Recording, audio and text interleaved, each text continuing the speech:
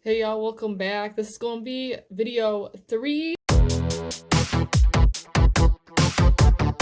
So I want to start off with talking about how detention centers are starting to release undocumented immigrants due to a lot of like judge court orders that are happening.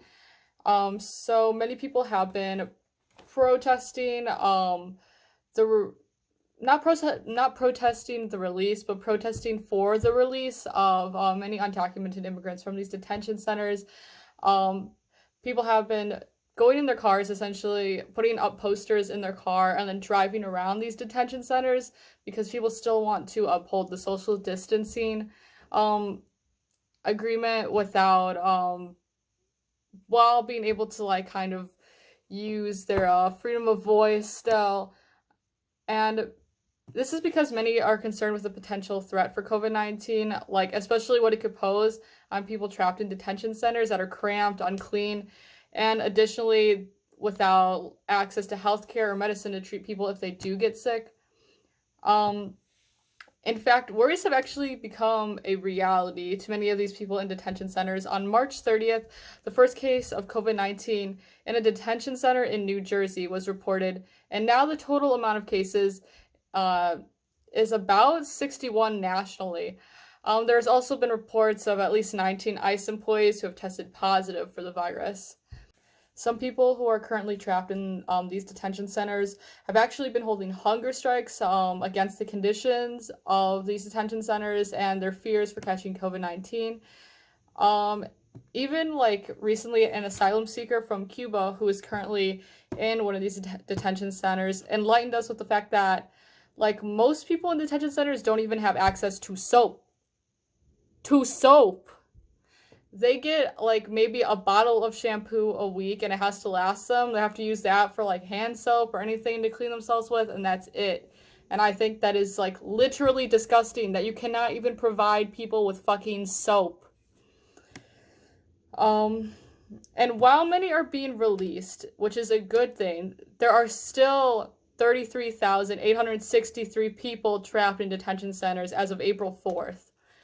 Um And my personal opinion is yes, we definitely 100% need to release these people because this is like one of the worst conditions you can be in as of right now, and these people are probably like the most at risk aside from like healthcare workers, essential like essential workers, and I guess people who are in jail um as well, since I guess detention centers to me are just another form of prison. Um,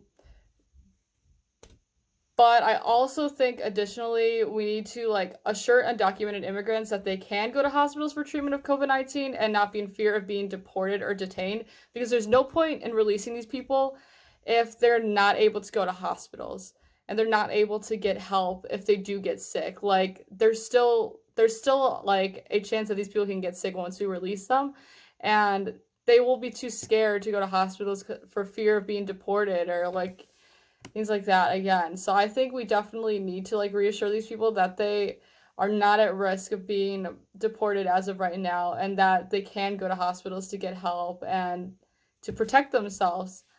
And we need to start putting politics and the law after the health of our citizens, in my opinion. In more stupid side of the news, Idaho has once again proven to us how stupid they fucking are. Yes, folks, Idaho has declared a Liberty Rebellion, which plans to undermine the entirety of the Stay at Home Act in Idaho. Some public officials have even outrightly said that the Stay at Home Act is against the Constitution. But of course, when the freedom and rights of POC are threatened, do we hear politicians saying that this is against the Constitution? No, of course we fucking don't. In fact, people like Mr. Bundy, yeah, you remember that guy from a few years back who committed an armed takeover of the Oregon Refuge with dozens of other men and women? He caused a 41-day standoff. Yeah, that guy held an Easter service that was administered to 1,300 people throughout the day. It also does not surprise me that there is a large population of people in Idaho who are very against vaccinating their children. And it also does not surprise me that because of many people being against the Stay at Home Act, because it once again is a threat to their rights and personal freedoms, that is the reason why now Blaine County in Idaho has some of the highest cases per capita in the country. In the more ignorant side of the fucking news, the French doctor Jean-Paul Mira once again was shown in the media for apologizing on Friday for his extremely ignorant suggestion to test a treatment for COVID-19 in Africa. To which I have to say, yeah, you should fucking apologize.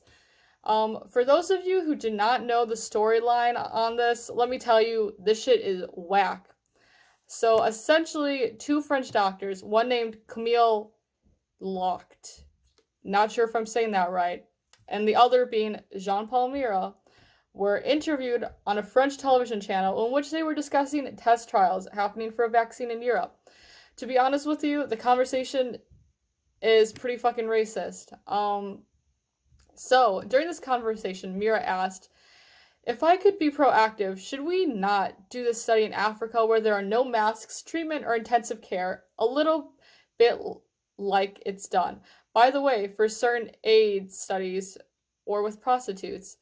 Then he ignorantly continues saying, we try things because we know that they are highly exposed and they don't protect themselves.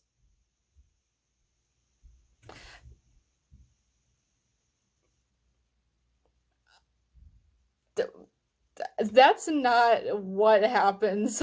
First off, people in Africa do not have access to things to protect them from disease. So it's not like they're deciding proactively, oh yes, I am just not going to protect myself from AIDS, like he had previously just used as an example. Like, that's not how it works. Camille Locke then responds with, you are right. By the way, we are in the process of thinking in parallel about a study in Africa that doesn't prevent us in parallel from also thinking about a study in Europe and in Australia. In which the WHO responded to that with, what the absolute fuck no. But in all seriousness, they did say, Africa cannot and will not be testing ground for any vaccine. We will follow all the rules to test any vaccine or therapeutics all over the world using exactly the same rule. Whether it's in Europe, Africa, or wherever, we will use the same protocol, and if there is a need to be tested, and as well to treat human beings the same way equally. The hangover from a colonial mentality has to stop. Who will not allow this to happen? Which I have to say to the WHO that I agree. This literal idea of testing people, like testing treatment on people in Africa, stems from colonial mentality, and it makes absolutely no sense why you would test people in Africa, like you would use people as like a way to like test the new vaccine, because first off, Africa has really low amounts of people who are getting, like really low amounts of cases of COVID-19 patients right now. Europe has way higher cases, so it does not make sense at all, in my opinion, to be testing people in Africa with this new treatment. It's just totally racist and disgusting to even think about doing that. So, next, I would like to move on to deforestation and pandemics. So, a lot of people have been asking the question recently in science, are we to blame for this pandemic? And was this actually more predictable than we thought? I feel like a lot of people will probably respond with, no, it's totally not our fault. Yeah, the fuck it is. What the fuck are you talking about? However, there have been many trends in recent years in which people have been cutting down forests in the DRC. And ironically, aligned with this, there have been many more outbreaks of Ebola in the DRC in recent years. This has not just become a trend in the DRC, this has become a trend in many other parts of Africa where we can actually see the rise in disease where in areas that have been like recently deforested. And deforestation also has forced many people to come in contact with bacteria that they wouldn't normally have come in contact with if they weren't cutting down forests.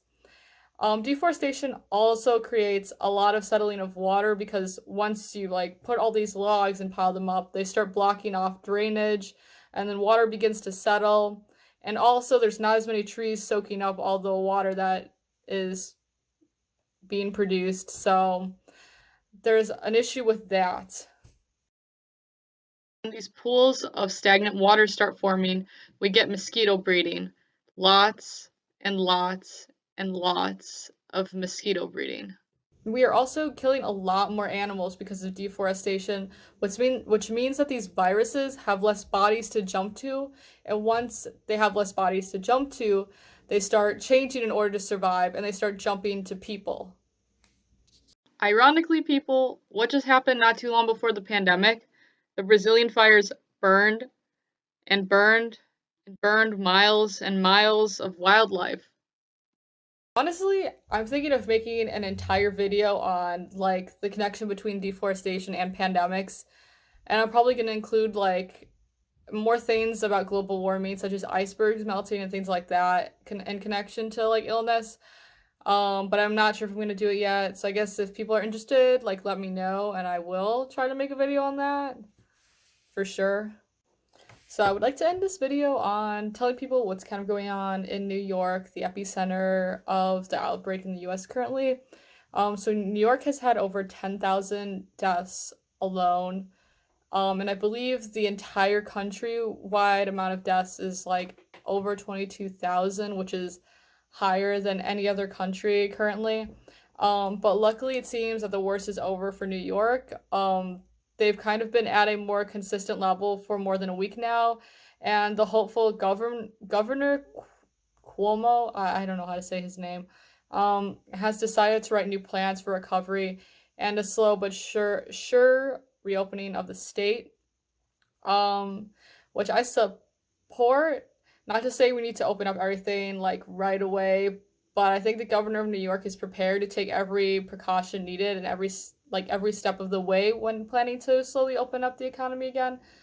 And they will be doing a reassessment of like who is considered an essential worker in the state, so that they can start letting people go back to work slowly.